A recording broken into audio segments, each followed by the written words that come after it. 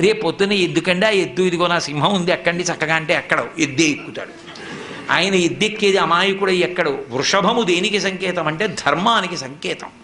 ఆయన ధర్మాన్ని ఇష్టపడతాడు. ఆయన భక్తులకు ధర్మమునందు అనురక్తి కల్పిస్తాడు. అటువంటి పరమశివ తత్వాన్ని మార్చి మాట్లాడాడు. మాట్లాడి ఎందుకమ్మా ఆయనతో పెళ్ళేమిటమ్మా, నా మాట విని విడిచిపెట్టు అని, నేను చక్కగా చూడు ఎంత యవ్వనంలో ఉన్నానో, నీకు తగినటువంటి వాణ్ణి కాబట్టి నన్ను తగిలి నీవు నా వెంట చనుదెమ్ము వనటకుంద నేత్ర వనజనేత్ర, నన్ను తగులుకుని నాతో వచ్చేయి, వదిలేయి తపస్సు అన్నాడు.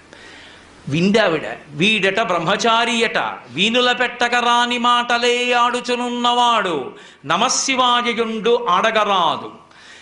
వీని కపటాత్ముని వీపున వేసి ద్రొబ్బుడని ఉగ్రత పల్కిన కాంతలందరున్.